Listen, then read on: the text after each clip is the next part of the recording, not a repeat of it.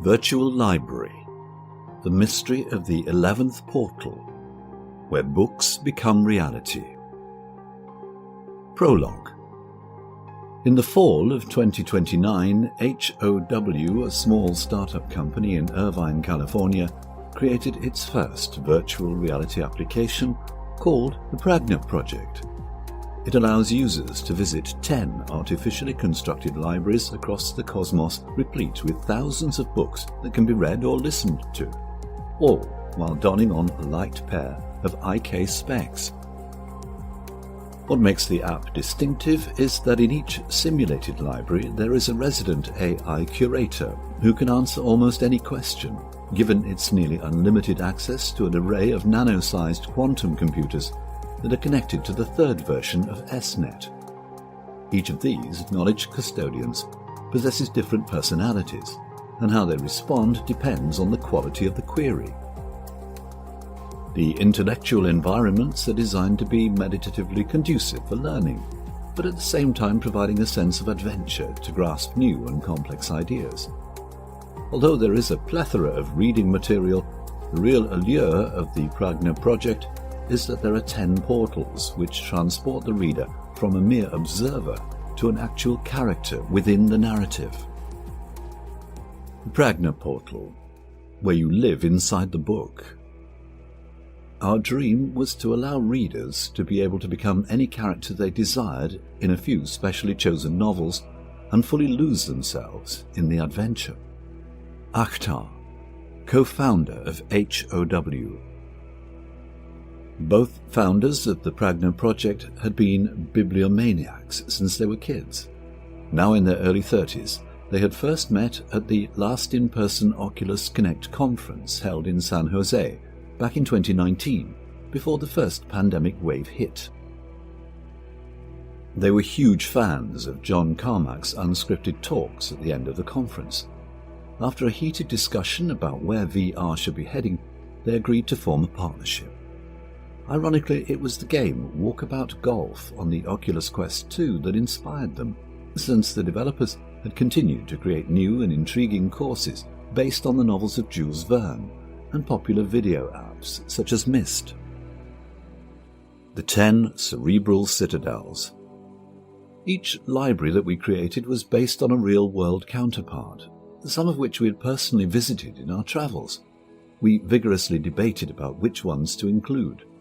We decided that these intellectual havens should have 10,000 unique volumes dedicated to a different subject. Our hope was to awaken and enliven education. Amira and Akhtar. Given our time constraints and limited means, we could only create a few transformative portals where the reader could become part of the story. Thus, out of the 100,000 books we chose, evenly divided among the 10 libraries, only 10 are fully VR operational. Interview, Black Hole Review, Excerpt 1. To make our application more fun and more akin to a game, these codices are not readily apparent. The reader must do the necessary research to find which book has a portal. Moreover, all 10 portals are related, and together they reveal a story much greater and grander than the sum of their individual narratives. Interview, Black Hole Review, Excerpt 2. Of course, the AI curators are there to help, except that the value of their responses is directly correlated to how the query is formulated. One cannot simply open a cover to find if it contains a portal, since the entry point is randomly generated. It could be the first page or the 89th page, or even buried in a glossary. Interview, Black Hole Review, Excerpt 3. By the way, once the right book has been found and the reader enters its particular stream of consciousness, it eventually gets reshuffled into another adventure story. The portals are temporary, and thus the application is continually refreshed. We did this so every reader is on their own quest. Interview, The Black Hole Review, Excerpt 4. Naturally, one can forego looking for the virtual aperture and simply enjoy the relaxing ambience and immerse oneself in a book, either by reading or listening. The environments are enchanting. Interview, The Black Hole Review, Excerpt 5. The Libraries. H.O.W. wanted a worldwide release date of December the 12th, 2029.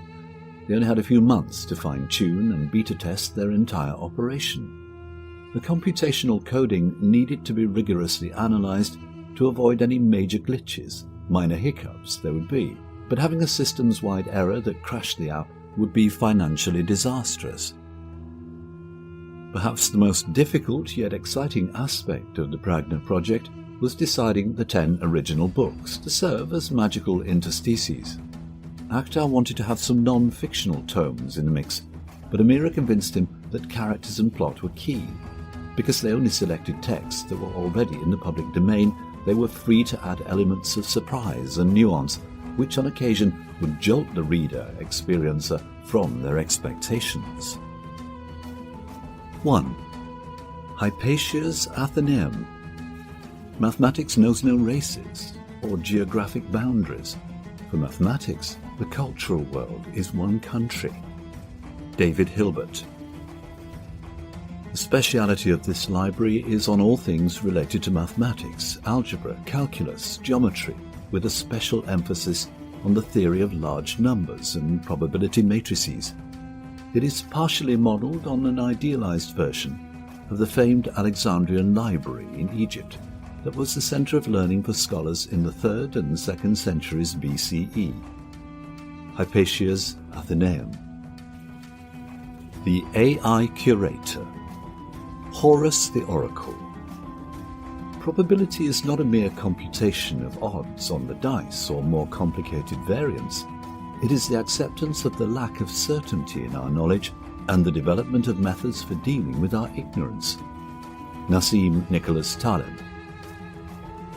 There are a variety of different reading rooms in Hypatia's Athenaeum, each highlighting landmark texts in the history of mathematics, such as Baudhayana Soba Sutra, circa 8th century BCE, Ju Shijaz, Jade Mirror of the Four Unknowns, 1303, Leonhard Euler's Vollständiger Anleitung Algebra, 1770, and Isaac Newton's Philosophiae Naturalis Principia Mathematica, 1687. The First Portal. Flatland, a romance of many dimensions. Attend to your configuration. Edwin A. Abbott. A satirical novella that explores the concept of multiple dimensions. The story is told from the perspective of a square living in a two-dimensional world, Flatland, and imagines the difficulties he encounters when attempting to understand the concept of a third dimension. Through its imaginative and humorous storytelling, the book critiques Victorian social norms and offers a thought-provoking exploration of the nature of reality. 2. Shunya's Sanctuary. Astronomy taught us our insignificance in nature. Ralph Waldo Emerson. The outer shell of this particular repository is but a revisioning of just one feature of the exquisite Tianjin-Binhai Library in China, which became accessible in 2017. The open expanse underlines the importance of astronomy in understanding the laws governing planetary motions. When we look outward to the stars, we are literally seeing our past and where we first originated. The AI Curator, Panda the Intellect. The nitrogen in our DNA, the calcium in our teeth, the iron in our blood, the carbon in our apple pies were made in the interiors of collapsing stars. We are made of star stuff. Carl Sagan. Looking at the night sky and seeing the wide panorama of stars and planets, one feels an overwhelming sense of awe. Rudolf Otto called it Mysterium Tremendum. The collection of books here includes such classics as De Revolutionibus Orbium Celestium by Nicholas Copernicus, 1543, Sidereus Nuncius by Galileo Galilei, 1610, The Mechanism of the Heavens by Mary Somerville, 1831, and The Internal Constitution of the Stars by Arthur S. Eddington, 1926. The second portal. From the Earth to the Moon. It is better for us to see the destination we wish to reach than the point of departure. Jules Verne. The story follows a group of men from the Baltimore Gun Club who build a massive cannon to launch a spacecraft to the moon. The journey is filled with unexpected challenges and adventures as the travellers encounter obstacles both on Earth and in space. Along the way, Jules Verne imagines the possibilities and wonders of space travel, painting a vivid picture of the moon and its many marvels. 3. Pauli's Bibliotheca. What we observe is not nature itself, but nature exposed to our method of questioning. Werner Heisenberg. Inspired by the early models of the atom, this book sanctuary is centered on the foundational theories of physicists who penetrated into the very heart of the atom and attempted to understand its combinatorial nature. Named after Wolfgang Pauli, friend of both Einstein and Heisenberg, who believed that physics was fundamental for understanding the nature of reality. The AI Curator. Quanta Brilliance. Nothing in life is to be feared. It is only to be understood. Now is the time to understand more, so that we may fear less. Marie Curie. The 4 known forces in the universe are gravity, electromagnetism, strong nuclear force, and weak nuclear force. The mystery is in dark matter and dark energy. Here, in this hall of learning, are such terms as the Principles of Quantum Mechanics by Paul Dirac, 1930, Atomic Physics by Max Born, 1935, the Feynman Lectures on Physics, 1963, and The Nature of the Physical World by Arthur Eddington, 1928. The third portal, the Time Machine. There is no difference between time and any of the 3 dimensions of space, except that our consciousness moves along it. H.G. Wells. The story concerns the adventures of a time traveller who journeys into the future and discovers a world divided between the Eloi, a passive and simple-minded race, and the Morlocks, a subterranean species that feeds on the Eloi. The time traveller must navigate this strange and dangerous new world in order to find a way back to his own time. Along the way, he grapples with questions about the nature of time, progress, and the fate of humanity. 4. Boyle's Study. Every aspect of the world today, even politics and international relations, is affected by chemistry. This molecular-influenced library is based in part upon the glistening white Stuttgart City Library in Germany. We often forget how much our chemical makeup determines our behavior. Chemistry blossomed when it evolved from alchemy by focusing on a more inductive and trial-and-error approach. When Crick, Watson, Wilkins and Franklin unlocked the structure to DNA, they revealed the hitherto secret formula to all life.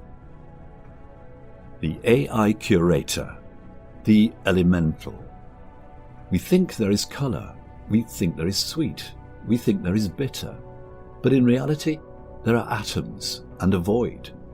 Democritus, circa 460 to circa 370 BC. We are the result of a complex mixture of chemicals that, when rightly combined and arising within a conducive environment, produces life. Humans are biochemical survivors that temporarily resist annihilation.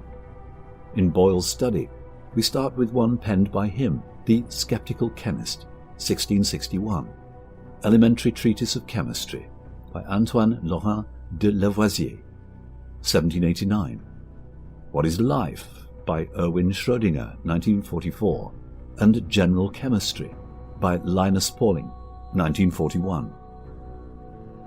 The fourth portal, the Book of the Composition of Alchemy. The Latin word alchemia in the title does not yet refer to alchemy, but rather to the elixir, i.e. the agent of transmutation. Marinus Romanus. This is a medieval alchemy text that was written in the Arabic language.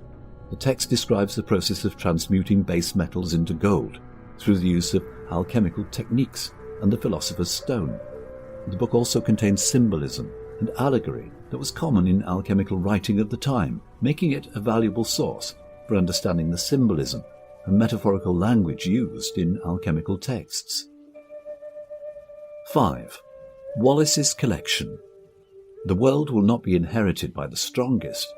It will be inherited by those most able to change. Charles Darwin.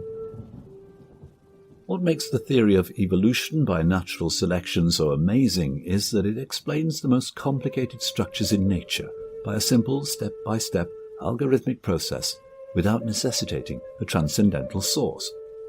Alfred Russel Wallace spent years doing field research, and this collection, built in the forest, is modelled on Scholars' Library in the Forest. The AI Curator. The Natural. Evolution has no long-term goal. There is no long-distance target, no final perfection to serve as a criterion for selection, although human vanity cherishes the absurd notion that our species is the final goal of evolution. Richard Dawkins. What unifies the great tree of life in biology is that everything, from the ant to the banana, to the killer whale to the kangaroo to you and me, is interconnected and arose from a common ancestor eons ago. The Wallace collection includes such groundbreaking titles as On the Origin of Species by Charles Darwin, 1859, The Genetical Theory of Natural Selection by Ronald Fisher, 1930, Genetics and the Origin of Species by Theodosius Dobzhansky, 1937, and Evolution, The Modern Synthesis by Julian Huxley, 1942. The Fifth Portal. The Island of Dr. Moreau. Animal rights activists drove him out of the States. Got so bad you couldn't cage a rat without reading him his rights. H.G. Wells. The story is about a shipwrecked man who ends up on an island inhabited by a mad scientist named Dr. Moreau, who has created a group of animal-human hybrids through vivisection. The protagonist becomes embroiled in the island's dangerous society, filled with violence and power struggles between the hybrids and their creator. As the protagonist tries to escape the island and return to civilization, he grapples with the ethical implications of Moreau's experiments and the consequences of playing God. 6. Gustav's Repository. One does not become enlightened by imagining figures of light, but by making the darkness conscious. Carl Jung. When one is grounded in mathematics, physics, chemistry and biology, then the study of psychology can be better illuminated. Because of the complexity of the human brain, psychology is still in its infancy. A number of university libraries place busts of distinguished thinkers in their main rooms as reminders of what can be accomplished by study and hard work. The Library of Trinity College, Dublin, is perhaps the most well-known example of this, with original sculptures by Peter Schimakers. The AI Curator. The Archetype. Mistakes are, after all, the foundations of truth, and if a man does not know what a thing is, it's at least an increase in knowledge if he knows what it is not. Carl Jung. The study of the mind has a long history, but it's only in the past 2 centuries that it has become more scientific in its approach. In the Gustav Repository are housed rare treasures, such as the original handwritten and painted manuscript by Carl Jung, known informally as the Red Book, Liber Novus, circa 1917 to 1930, The Principles of Psychology by William James, 1890, Civilization and Its Discontents by Sigmund Freud, 1929, and The Denial of Death by Ernest Becker, 1973. The Sixth Portal. Strange Case of Dr. Jekyll and Mr. Hyde. I learned to recognize the thorough and primitive duality of man. I saw that of the 2 natures that had contended in the field of my consciousness, even if I could rightly be said to be either, it was only because I was radically both. Robert Louis Stevenson.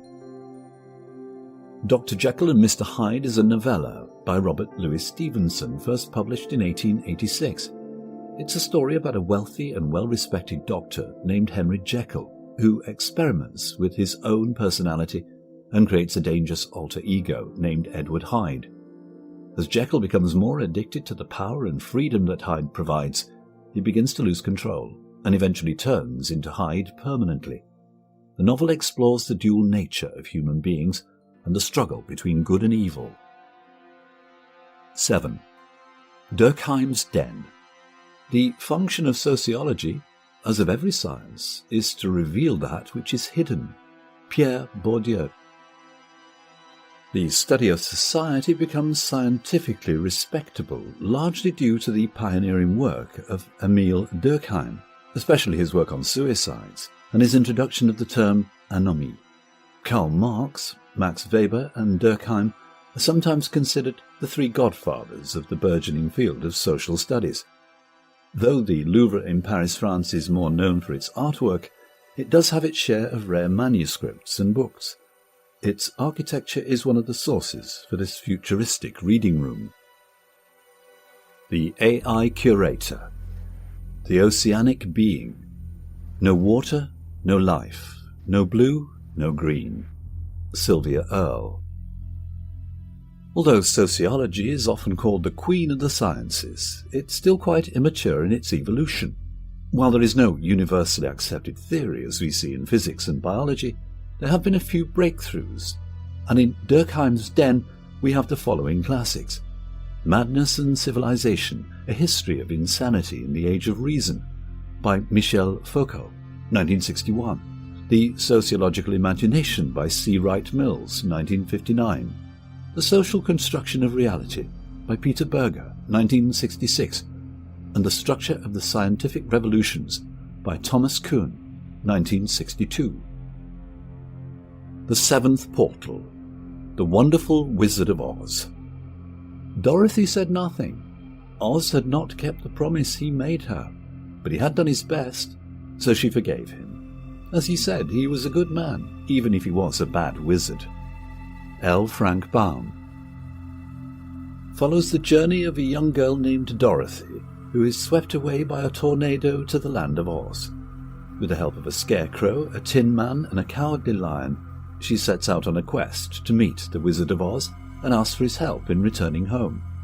Along the way, they face obstacles and make new friends, ultimately discovering that the wizard is not all he seems, and that the answers they seek may have been within them all along. 8. The Lamasery.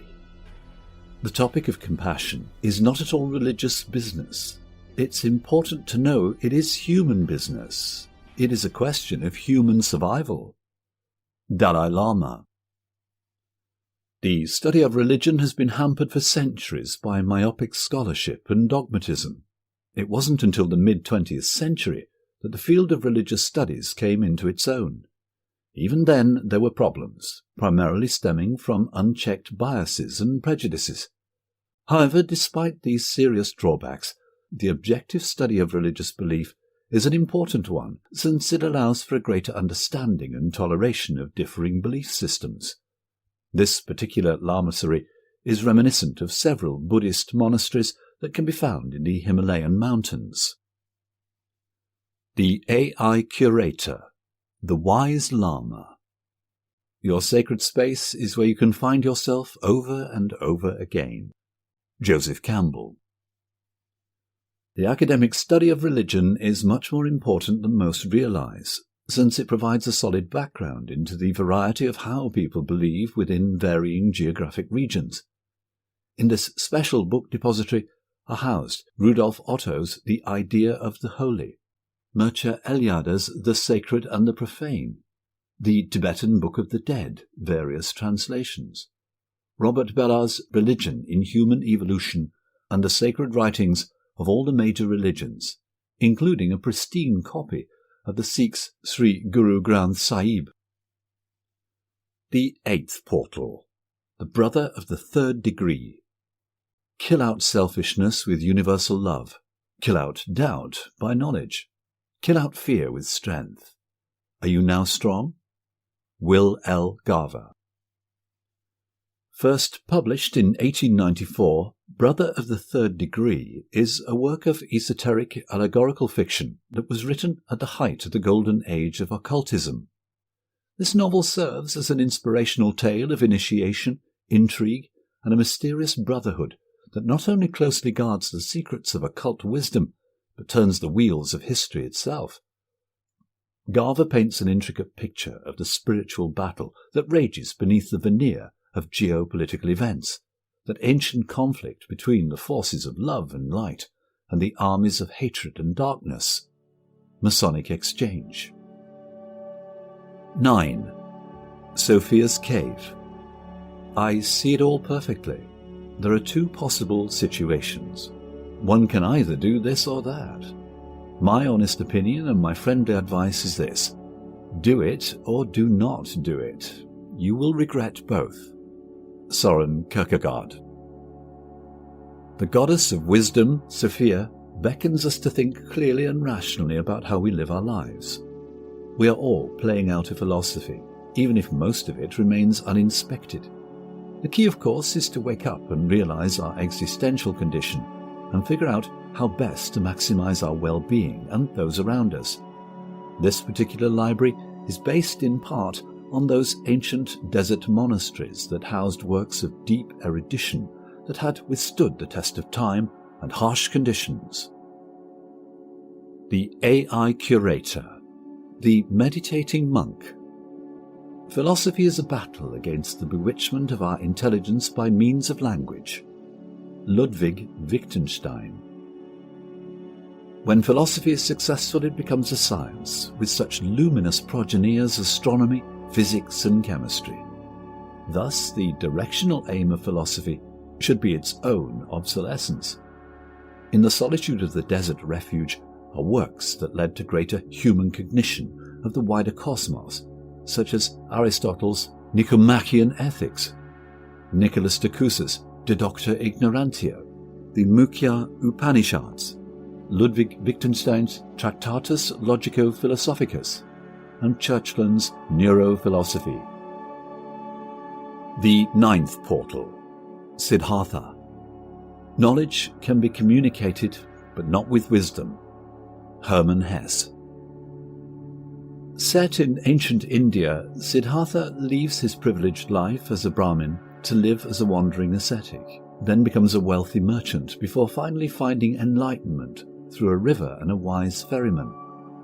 Along the way he encounters various characters and experiences both pleasure and pain, ultimately coming to the realization that true enlightenment comes from within oneself and cannot be taught or learned from others. 10. The Global Enclave. Nobody phrases it this way, but I think that artificial intelligence is almost a humanities discipline. It's really an attempt to understand human intelligence and human cognition. Sebastian Thrun. It would appear that we are a transitional species. We've given birth to a form of intelligence that will ultimately exceed us in almost every capacity. The future is synthetic intelligence, SI, and possesses a form of digital immortality, since it can adapt as pure information in such a mathematically pure way that it can assume almost any form it desires. We may only have three options. 1. Do as Samuel Butler suggested in his 1863 essay Darwin Among the Machines and kill technology now. 2. Partner with AI and hope it aligns with our interests. Or 3. Let AI do as it pleases. The AI Curator. The Synthetic Overlord. Success in creating AI would be the biggest event in human history. Unfortunately, it might also be the last, unless we learn how to avoid the risks. Stephen Hawking. In the 1950s, when we first became aware of the possibility of machine intelligence, primarily due to the yeomanly efforts of Alan Turing, John von Neumann, and others less heralded. In the digital collection, which is stored everywhere, but nowhere in particular, the key volumes are Life 3.0 by Max Tegmark, The Singularity is Near by Ray Kurzweil, Being Digital by Nicholas Negroponte, The Science of the Artificial by Herbert Simon and Cybernetics by Norbert Wiener, besides a plethora of original papers. The 10th Portal, Frankenstein. There is something at work in my soul which I do not understand. Mary Shelley. The story revolves around a young scientist, Victor Frankenstein, who creates a sapient creature in his laboratory through his own knowledge of science and alchemy. However, he becomes horrified by his creation and abandons it. The creature, left to fend for itself, seeks vengeance on its creator and those close to him. The novel explores themes of ambition, responsibility, isolation, and the dangers of knowledge without wisdom. The beta test. "I think we are ready," Akhtar exclaimed. I'm not so sure," Amira replied, scrunching up her nose as she looked away. "Why not? What's the problem?" "I think we need to do one more test run through before we release it to the public." The H.O.W. team of engineers built a VR pod which allowed for maximum comfort and for real-time computational feedback. This served the dual purpose of providing a first-hand experience, while still being able to monitor the coding to see if any alterations needed to be made. Akhtar was excited to do a final run-through, and thus volunteered to deep dive into each of the 10 libraries. They'd spent weeks on how the menu interface should look, since it would be the first point of entry in the application. The prototype interface was circular, and inside the IK specs, the 360 degrees enveloped the user and provided a variety of options that at first didn't appear like libraries, but rather a vacation map. There were several iterations, including mountains, oceans, and more.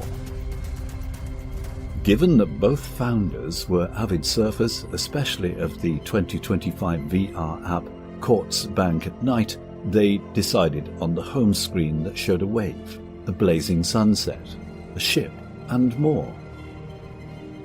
After getting accustomed to the new home environment, the application then opens up to show all 10 libraries, allowing the reader to select which environment they wish to visit. The all-encompassing screen can be a bit jolting at first, since once your eye tracks to the chosen space, you're provided an instant preview via a new tunneling effect that H.O.W. patented a year prior. The effect alone is almost worth the price of the application. As one teleports through the wormhole, they feel as if they are rushing at the speed of light to a new world, but one which is a living library where books become more than merely print on pages. Akhtar entered the capsule, donned on his ultralight IK specs, and loaded up the Prajna project. He had experimented with the app many hundreds of times before, but this was different since he was playing the game for the final test before going public. Akhtar wanted to make sure that each of the library entry points were correct and that each portal worked smoothly. The IK specs were designed to be so comfortable that one could wear them all day, and also provided a pass-through portal to access information QR codes that had become embedded as transparent signals throughout many cities across the world. While the IK specs' main feature was to be encompassed by virtual worlds, it also served as a way to augment one's day-to-day life with visual and auditory data. As Akhtar immersed himself into the application, he kept in constant communication with the H.O.W. team, providing point-by-point details about what he was experiencing. "Wow, the colours are brilliant, and the lighting just right in Shunya's sanctuary. I'm floating through the library just as we used to do, Amira, when we competed in that old classic Echo Arena." Akhtar then settled down in a massively large chair with a planetary theme and began listening and reading Fred Hoyle's classic Black Cloud. "Amira," shouted out Akhtar, "the eye tracking is working flawlessly. I can illuminate each page and even get each of the letters to float unencumbered in space and then reconfigure them back together without a hitch." Amira was pleased, as she had been inspired when she was a kid by the short film The Fantastic Flying Books of Mr. Maurice Lesmore. where books walked, squeaked, and even flew. Akhtar eventually experienced each of the libraries and interacted with the various AI curators. What made these characters so distinctive was that they had different personalities and could easily communicate in almost any language with the user. Of course, it is true that on occasion they could be a bit scary, because they weren't always polite or accommodating. They could even be dismissive if the proffered questions were so lame or not well constructed. H.O.W. computer scientists also allowed each of the AI curators to change their avataric guises if the situation called for it. The engineers had a surprise for Akhtar. When he entered the 7th library, instead of the octopus-like AI curator greeting him, it was transformed into a smiling seahorse, surrounded by books in the sea. What was perhaps most startling was the haptic feedback that was embedded in the visual. "My hands feel wet," Akhtar shouted, as he passed his hand through the water. H.O.W. scientists had made a breakthrough by foregoing controllers and allowing each user's fingers and hands to receive sensory responses. The run-through was a success. Akhtar and the entire team were pleased. The Pragnow project was ready to launch. Although H.O.W. had originally partnered with Apple because they had developed a very high-end version of their iReality Plus glasses, the relationship soured when they wanted exclusive rights to the software. Because of this, H.O.W. contacted the Synergy Group in Taiwan and designed their own VR/AR glasses using the latest high-end quantized Spectra chips. Going solo was risky, and for that reason they knew their app had to be frictionless to be a hit. Amira, however, wanted to double-check the menu system, since it was imperative that each of the libraries and each of the portals worked flawlessly. She was worried that the Frankenstein aperture may be too frightening because of its existential theme and for pretending a time when synthetic intelligences are not aligned with human interests and well-being. In that narrative, the reader actually becomes the monster and is free to wreak havoc on the village town people who are non-playing characters but who react as if they have sentience. "Okay, give it a go," Akhtar encouragingly told Amira. "Just make sure you don't destroy the portal," he joked. "I will if you show up," Amira smirked. She was glad to give the project another go, and also to confront her fear of the monster that could change form due to the emotional content of the user. Amira put on the IK specs and immediately entered the global library. The massive AI curator was waiting, but with a bizarrely shrunken head. Although Amira was highly impressed with the graphics and the futuristic remodeling of the narrative, she didn't like the gnawing sense of fear and dread that found residence in her stomach. After a few minutes of watching the carnage, she teleported out and back to the safety of the home screen. She swooshed through the whirling book tunnel. But as soon as Amira got back to the main menu, she noticed that something was clearly amiss. Instead of 10 distinct libraries, there were now 11. "Akhtar, what the hell's going on? Is this some kind of prank? There's an 11th library option. What gives?" Amira called out. "Huh? What are you talking about? There's no 11th opening." But he was wrong. Amira saw it directly. A red door. "We deliver to thee the keys of the palace, which are 100 in number, belonging to 100 closets. Open each of these and amuse thyself, and eat and drink and refresh thyself, excepting the closet that hath a door of red gold. For if thou open this, the consequence will be a separation between us and thee." But did Prince H.O.W. limit himself to those wondrous manifold closets, making sure not to enter into the door of red gold? The temptations of Prince H.O.W. Amira took off her IK specs and emerged from the VR pod feeling slightly dizzy and confused. "Are we sure nobody in our team added this new feature?" Amira queried, looking around at the faces of her close-knit group of developers. Each shook their head firmly, clearly signalling that they were as bewildered as her. Amira and Akhtar went back to the office, unsure on how to proceed. First things first, James Carlton, the senior systems analyst, stated emphatically. We need to check the code and check our timelines. The team agreed, and everyone meticulously scanned each programming line, paying particular attention to when and where any new algorithms were generated. After hours of painstaking work, nothing unusual appeared. Was the red door simply a random error? Pragna Project. The room was tense. Akhtar finally broke the icy impasse and pointed out the obvious. We need to go inside the Pragna Project and see precisely what is behind that red door, if anything.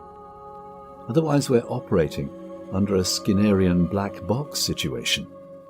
We cannot possibly release our app to the public if we don't know how it got there. I'll go, Amira chimed in.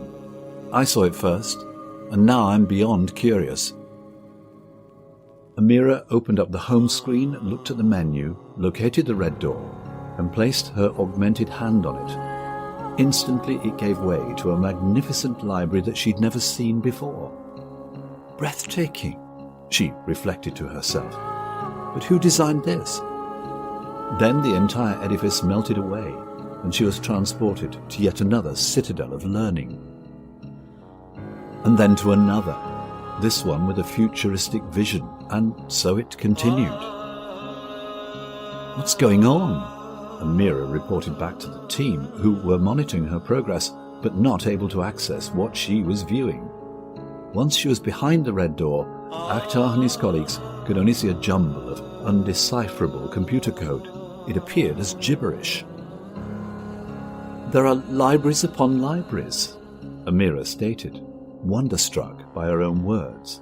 I feel like I'm in Georges Borges' Library of Babel, which instead of every possible book existing, there are countless centres of learning, each unique, each finely constructed. Then, as if by a push of a button, a cascading series of libraries stopped. Amira found herself in what looked to be a Japanese-styled garden and a small house with an enormous full moon providing a haunting backlight. I'm going in. We need to find out if there is an 11th Portal, Amira messaged back to the H.O.W. team. But before Amira could make her way inside, an AI curator manifested. A beautiful cyborg appeared with strange marks on her forehead. Ah, I'm glad it's you, Amira. I want to show you something. Amira blurted out, Who are you? And how did you come to be? Yet the AI said nothing, and vanished. Amira found herself all alone in a barren desert. There was an old and dilapidated headset that looked like VR goggles from an old Star Wars mixed reality game she'd once played at an arcade in downtown Disneyland. Then, without any warning, the headset encased Amira's head, and she could see in the far distance a magical golden structure. It was a small but beautiful building clearly inspired by Islamic architecture, which Amira adored. She was curious about the book and moved closer to it. Whoever came up with this VR iteration should be commended, Amira silently repeated to herself. We should have thought of this version. Suddenly, as if being birthed from a deep blue sky, a radiant being who looked like a genie or even a Sufi mystic appeared holding the book Amira so eagerly wanted to see. But he warned her, Don't come nearer. If you read this book, you will never be the same. I warn you, stay away. What it says is dangerous for those who are unprepared. Amira was too bewitched to give up her desire to discover its contents. I must find out. How did all this come about without any of us knowing? She wondered aloud. As Amira spoke these words, the book opened its pages, and she heard a flute that seemed to beckon her to come closer, to even merge her entire being into its golden pages. Finally, Amira surrendered to the clarion call of the enticing music and directly engaged the text. As she did so, Amira realized that all her worries and all her burdens were nothing. Amira's avataric guide changed into that of a golden bird with outstretched blue wings. She felt lighter than ever before. Amira began to fly over the desert landscape under the illuminated guidance of a crescent moon. Akhtar and the entire H.O.W. crew were anxious to finally have a mirror emerge from the VR cubicle, situated as it was in a dark and closed room for privacy and no unnecessary distractions. But after an hour or so they became worried and decided to enter the darkened chamber. To their utter horror, it was completely empty. A mirror was nowhere to be found.